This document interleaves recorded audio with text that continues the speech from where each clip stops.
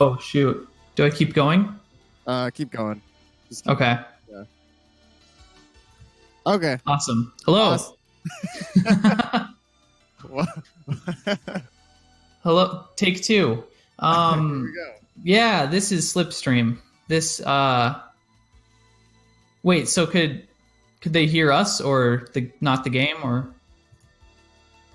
Yeah. Oh, okay. Well, what you've been listening to has been Slipstream. It's a beautiful pseudo 3D graphics racing game that came out in 2017, developed by the Brazilian developer Anstor. He did all of the art, all of the coding himself, except for the soundtrack, this beautiful soundtrack, which was made by FORK. Good stuff. Yeah, so what you saw at the beginning of the race was that I was having the other vehicles crash into me. And it's a little complicated how that works. So all of the other cars accelerate much faster than you do. And that's sort of to spread out all of the vehicles at the beginning of the race to make sure that you're going to be passing cars throughout the race rather than racing next to them the whole way. So the vehicles don't have super strong rubber banding, essentially. But that acceleration allows us to utilize the cars that are going very fast at the beginning of the race to sort of bump into us and give us more acceleration. Because we have like 0 acceleration right now. And we'll get a little bit of upgrades at the in between the races for this cup. So that's essentially what happens at the beginning of the race. You do want to be careful not to be hit by cars that are going too slow, in fact. So you want the cars that are going really fast to hit you, because they will transfer a decent amount of speed over to your vehicle. Help you accelerate faster. But if cars that are going much slower than you hit you, you'll spin out and lose a little bit of speed. So you sort of have to find that happy medium. That's what's called bump drafting. Bump drafting is, that's when you come up behind another vehicle and sort of keep bumping into them to get slipstreams. And slipstreams are the drafting mechanic of this game. Sort of give you some boosts. So yeah, this is the first of 5 races in this cup. This is Aquatic Ruins. A pretty straightforward race.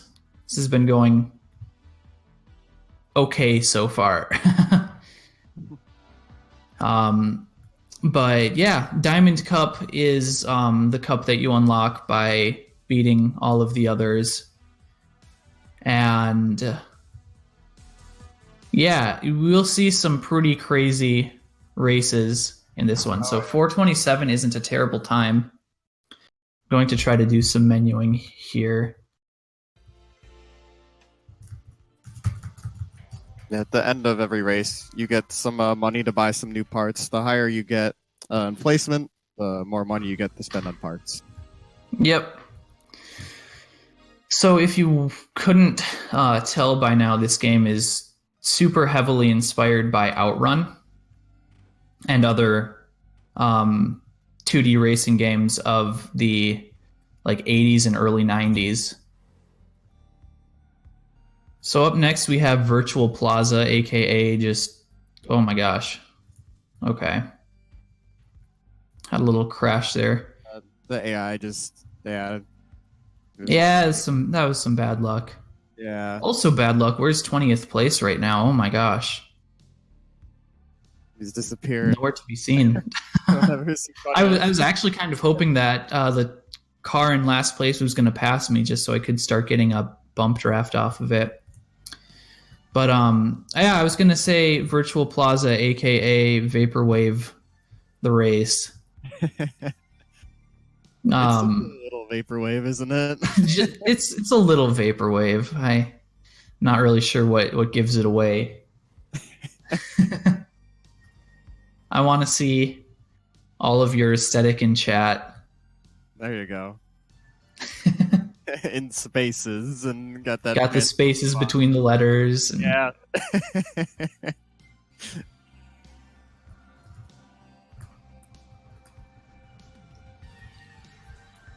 Essentially, some hiragana characters, and there you go. Yeah. Essentially, what this run comes down to doing really well is how well you drift around these corners and keep your speed. And Newt's doing an excellent job at this. Is one of the best runners of this game. I've played the game a couple times. Oh yeah, played it a lot. And yeah, that'll really separate like top runners like him from just an average runner like me, is how well they can drift around these corners and how they can keep just wild speeds throughout the whole course. Yeah, so just going on the inside of that turn a little bit. One of the other things about the Grand Prix races that I didn't explain a whole lot,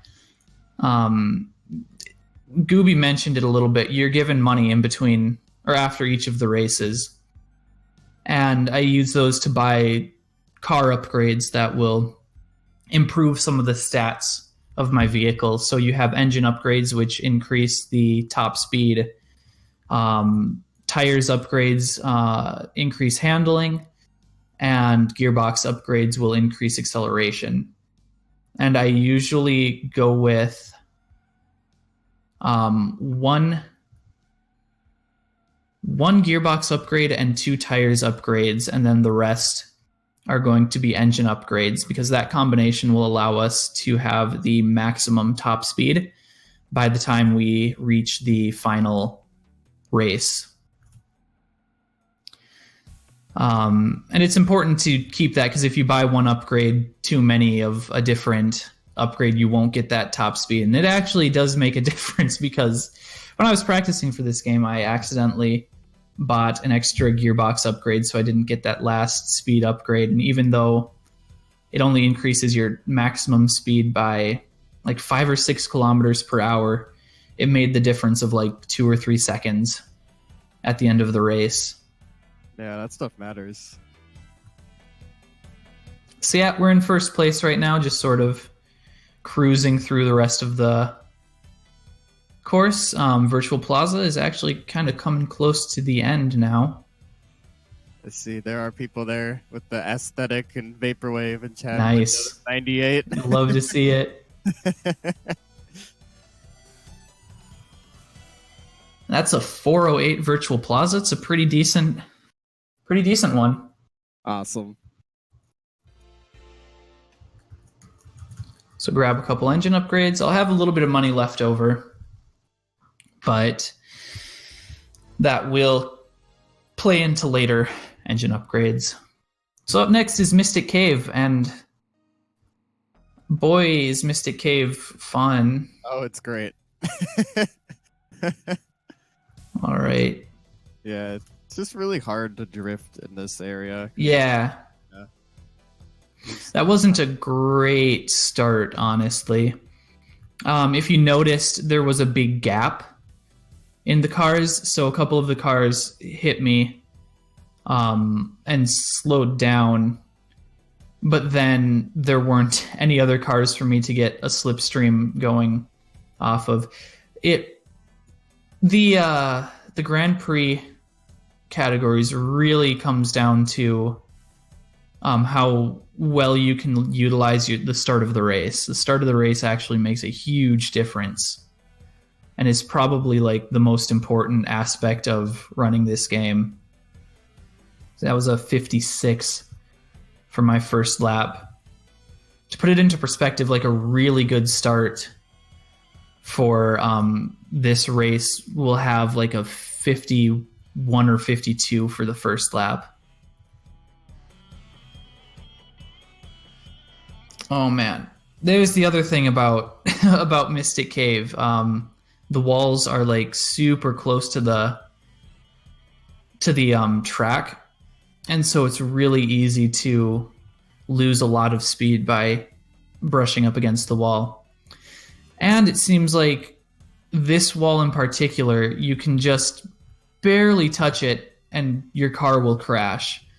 I don't want to commentator's curse myself, but it's something that we saw in at SGDQ when Konasumi and What is Kelvin were racing Cannonball for this game on Mystic Cave. Somebody mentioned that you can crash your... Yeah, just like that. Just barely touching the wall, of course. Yep, of course. Gotta have Beautiful. it at least once. That's now right? classic. Gotta... Other than that, yeah, exactly. It's not a marathon unless that happens. Other than that, this race has been going pretty all right. Gonna try to bump draft off of a couple of the cars here. Get around them. Okay, that was a little scary. This is the first place car, so I'm going to really try to bump draft them for a while. Get as much speed as I can. There. That might have been too much. Yeah. Oh yeah, boy. Okay. You're pulling 270. That's like Ooh. that's a lot to handle. 270. It is, especially with how little handling we still have. Since we only get like 1 or 2 handling upgrades, it makes the turns pretty difficult, honestly. And even though I might have them practiced in single race mode or something like that, the only way that you can practice them with this sort of handling is through Grand Prix. So going really fast can be really scary. Oof. Another thing I think that's kind of scary about this course is that it's kind of harder to make visual cues and have the right visual cues for this course. Yeah, exactly. Thankfully, there were turn signs that were added in a couple spots. So like right there, you can see I'm about to take a left turn. Yeah. And thankfully, none of these turns are like super scary or super difficult like some others that we'll see in the next race. 412, that's I crashed a couple of times, so I'm not that time. Grab a couple more engine upgrades and move on to the next race. This is Polygon Peaks. Here we have Sonic Rings and Chaos Emeralds galore. That's another fun fact about this game. If you decide to pick it up and play it, which I would definitely recommend doing. It's an awesome game. Like over half of the courses in this game are named after Sonic levels. It's pretty crazy. Yeah, and they all have like the same aesthetic as those Sonic levels too. Yeah, there's pretty beautiful. There's Ice Cap, you got Morning City, you got Marble Gardens, Chemical Plant.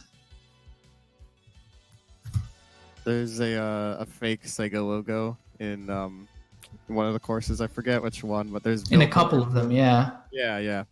Resort Islands, I think. Oh yeah, that's it. Yeah. 52 for the first lap, which isn't too bad. Speaking of visual cues, right around here you'll see that the palm trees will switch colors every time the next turn starts. So that's kind of a good visual cue of when to make your turn.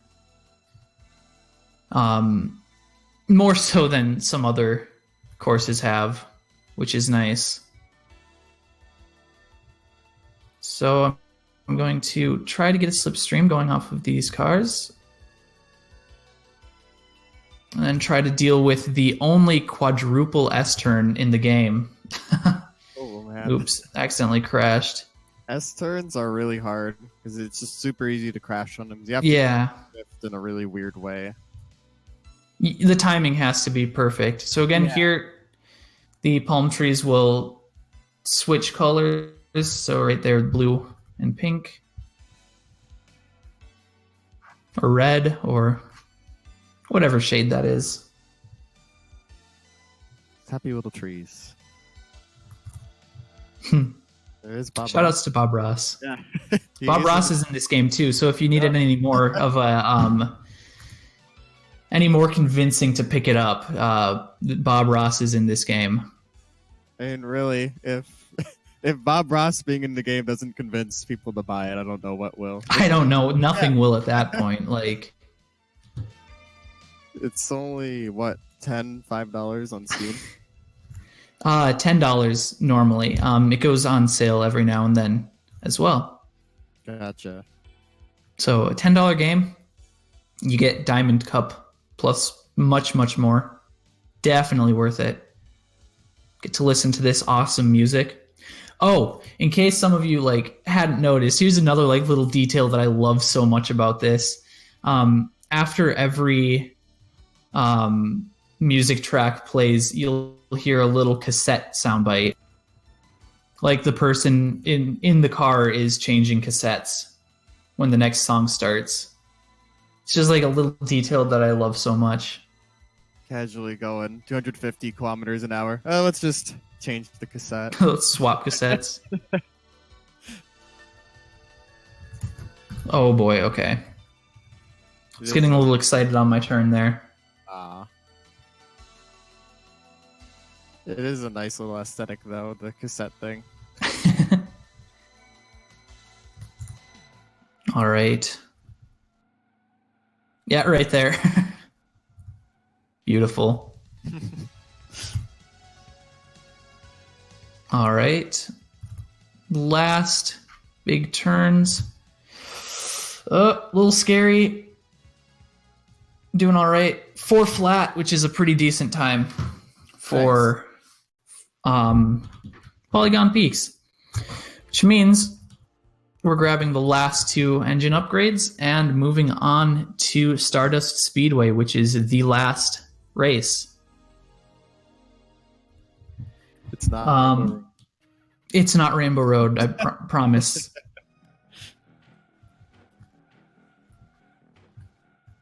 It's a very cool course, though. All right, gonna try to get a slipstream off of these cars.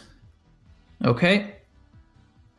I'm able to hold on to the 18th place car here, and I'm going to try to bump draft him a bit.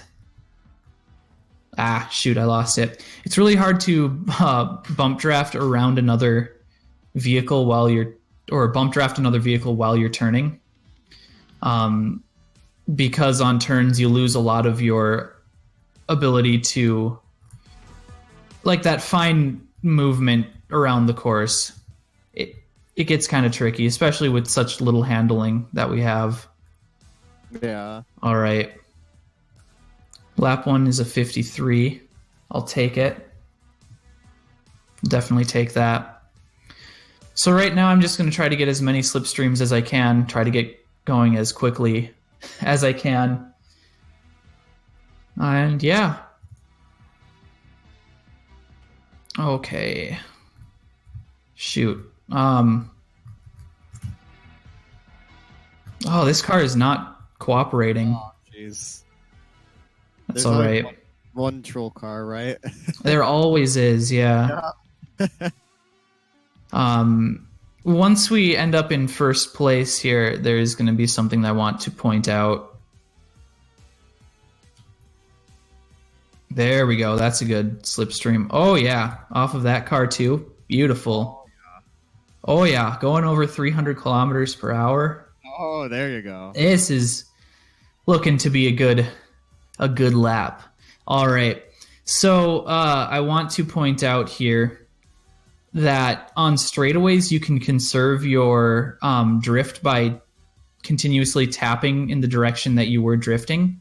So that long straightaway, I can keep my drift going through the whole thing and keep it going there and actually not have to decelerate to go around all 3 of those turns. It saves like maybe 0.2 seconds per lap, but that adds up over time. Because normally to drift you have to brake and then accelerate again immediately after braking. So you do lose a little bit of speed every time you want to start a drift. So being able to like keep that drift going is really, really great. That was a 42.50 that last lap too. That was really fast. Dang, yeah. Keep the drift going. We're already starting to lap more vehicles. There we go. And last lap.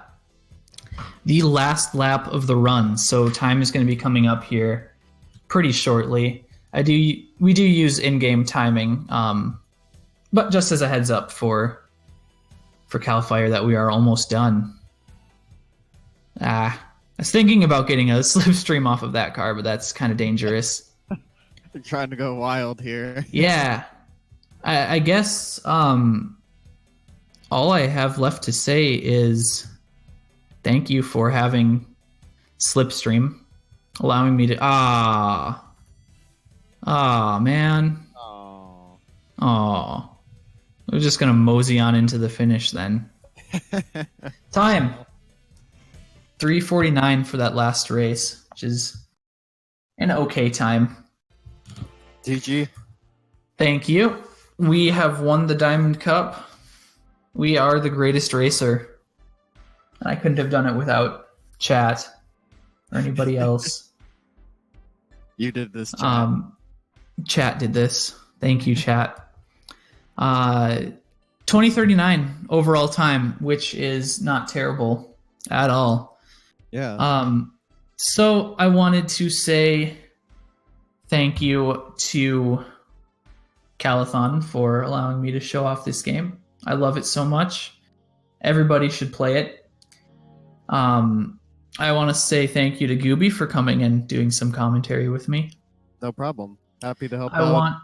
Love the game. Oh, yeah. It's just a beautiful game. Want to say thank you to Ansdor for making the game. Again, I love it so much. And I want to say a special shout out to Konasumi, who is the one that got me playing this game in the first place. Konasumi ran this at SGDQ. Really awesome dude. And yeah, stick around for F-Zero X, which is going to be run by the one and only One David J. Coming up next. I think that's all I have.